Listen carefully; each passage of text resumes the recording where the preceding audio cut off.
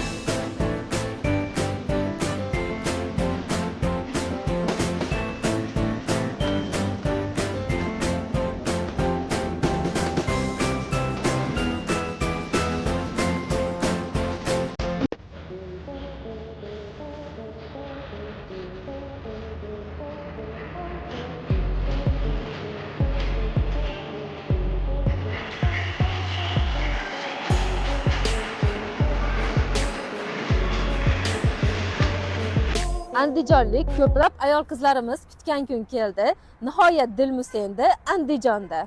20-yanvar, ya'ni ertaga ko'plab mashhur xonandalar ishtirokida ochilish bo'ladi. Mehmon benom guruhi Asilbek Omonulloh. Siz ham ochilishga kelib, ko'plab sovg'alarni va vaucherlarni qo'lga kiritishingiz mumkin. Dilmus Andijondagi 45-filial bo'lib, naq 1100 kvadrat metr maydonni egallagan. Bu degani kiyimlar katta assortimentda bo'ladi. Ochilishga kelganlarga bo'lsa, chegirmalar bor va ko'plab vaucherlar ajratilgan. Ertaga 11:00 da kelib, ochilishda xordirni chiqarib, chegirmalardan foydalangan holatda mazza qilib shopping keting. Dilmus komandasi ertagalik ochilishga juda ham katta tayyorgarlik ko'rishyapti. Xo'p, endi sizlarga aniq manzilda tushuntiraman. Ikkinchi mikrorayonda bu taraf Yangi bozordan kelish. Shunday yo'lda bo'yida Dilmus bannerlari ham qo'yilgan. Bu yoqda bo'lsa Balzak restoraniga yetmasdan. Videoda shopping qilishni yaxshi ko'radigan andijonlik tanishingizga jo'natib qo'ying. Trading haqida og'iz ochganimda ko'plab obunachilarim yozadi, bu halol emas, o'zi bu haqda ma'lumotingiz bormi deb ochig'ini aytsam, shu paytgacha qiziqib ko'rmagan ekanman va ma'lumotim ham bo'lmagan, lekin yaqinda YouTubedan bu haqida informatsiyaga ega bo'ldim. Ya'ni trading bu internet orqali amalga oshiriladigan savdoda onlayn varianti. Hammasi ham halol emas, hammasi ham harom emas. Ya'ni siz nimani savdo qilishingizga bog'liq ekan, agar yo'q narsani savdo qiladigan bo'lsangiz, albatta shariatga ham to'g'ri kelmaydi ekan. Xo'p, 4 yillik tajribaga ega bo'lgan odamni Telegram kanalini qoldirdim. Ularda savdosi asosan biz masalan ko'chada dollarda oldi sotdi qilamiz, xuddi shuni onlayn varianti ekan. Agar siz ishlamoqchi bo'lib registratsiyadan o'tganingizda sizga $30 bonus berishar ekan. Agar depozit qiladigan bo'lsangiz $200 berilar ekan va siz bu pulni chiqarib ola olmaysiz. O'sha yerda o'zida savdoga ishlatishingiz mumkin bo'ladi. Qiziqqan bo'lsangiz Telegram kanaliga o'ting. Trading bo'yicha boshlang'ich barcha bilimlarni beradi. Ma'lumot uchun men o'zim ham hozirda tradingni o'rganish jarayonidaman. Har kuni darsliklarini ko'rib chiqaman. Oson pul hech qayerda yo'q o'rtoqlar. Boshida umuman tushunmaysiz. Siz eplolmaydigandek tuyuladi, lekin agar sabr bilan harakat qiladigan bo'lsangiz, natijaga chiqishingizga ishonaman. Va keyin men sizga hozir dollarda shunchaki bitta misol qilib aytdim. U yerda savdoda juda ham ko'p variantlari bor va siz va meni tasavvurimizga sig'maydigan pullar aylanadi. Va yana bitta narsani eslatma qilmoqchiman. Siz va men ongli mavjudotmiz. Kim nima desa to'g'ridan to'g'ri ishonib keta olmaymiz. Men ham sizga pul topishni yo'l yo'rig'ini, variantlarini aytyapman. Uni ko'rib chiqish, to'g'ri noto'g'riligini, halol haromligini tekshirish sizdan. Ma'qul kelsa davom etasiz, ma'qul kelmasa chetlab o'tasiz. Qiziqqan bo'lsangiz Telegram kanaliga o'ting, o'rganing va daromad qiling. Yoqishga o'tin tugab qolgan ekan, bir kun nagrevatorda o'tirib shunaqa sovqatdi. Uyini o'tin ko'mirda isitgan odamga nagrevator sovuqlik qilar ekan. Dadam doim kechqurun va ertalabkiligimga o'tinlarni yorib, tayyor qilib qo'yar edi, lekin nimagadir kecha topa olmadim. Esidan chiqib shekilli deb o'zim yorishga harakat qilib ko'rdim, uddaladim, lekin qo'limni ham kesib oldim. Yig'ib tergan o'tinlarim baribir ozlik qildi va dadam o'tinlarni menga tayyorlab berguncha iloji yo'q nagrevatorda o'tiraman. Xonaga mos qilib kichikroq mebel yasattirsammi deb o'ylayotgandim kiyimlarni joylashga, lekin bu uy bahorda buziladi. Undan keyin u mebelni qayerga ham joylayman dedimda, shunaqa vishilkalardan foydalanib turibman. Obedgacha mayda-chuyda ishlarimni qilib oldimda, qo'y yog'i olib kelgan edim jizza qilish uchun. 5-6 kun bo'lib qolgan edi, sal kosa esimdan chiqib aynib qolardi ekan. Tezdagina qo'g'irib qo'ydim, ungacha hadicha ham turdi. O'zim ertalab choy ichmagan edim. Birgalikda nonushta va obedimizni qo'shib qilib oldik. Andijonni poytaxt shahrida yagona bo'lgan koreyskiy kosmetikalarda originali sotiladigan joy borligini bilarmidinglar?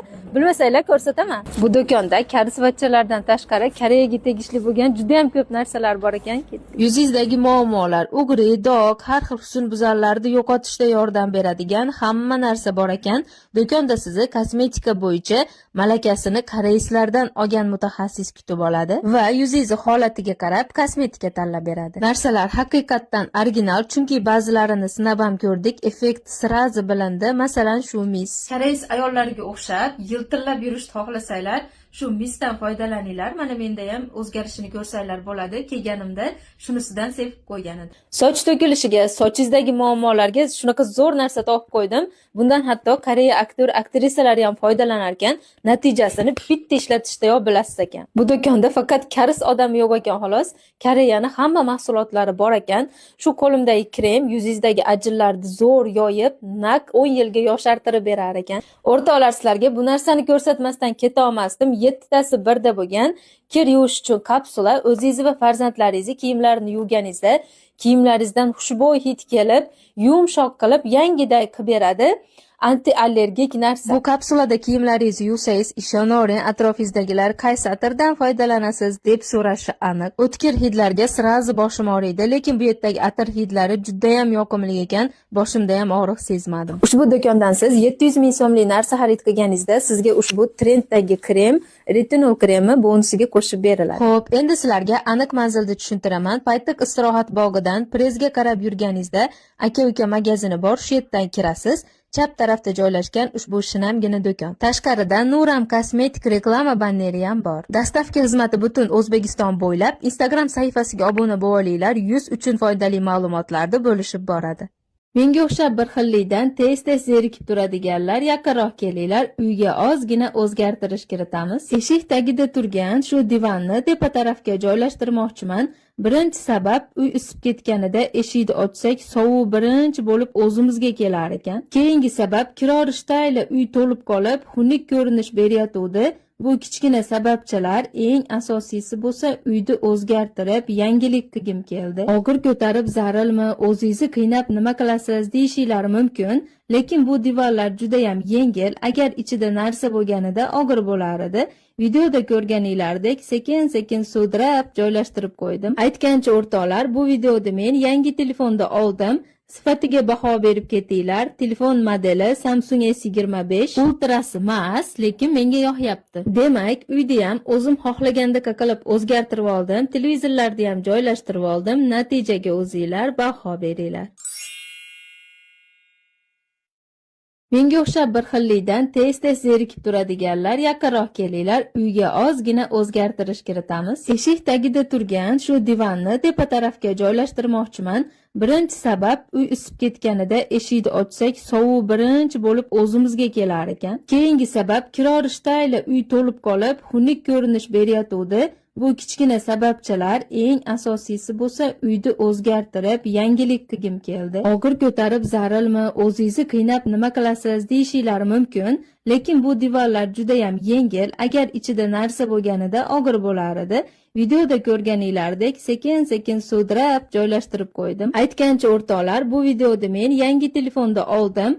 Sifatiga baho berib ketinglar. Telefon modeli Samsung S25 Ultrasi emas, lekin menga yoqyapti. Demak, uyda ham o'zim xohlaganda qilib o'zgartirib oldim. Televizorlarni ham joylashtirib oldim. Natijaga o'zinglar baho beringlar.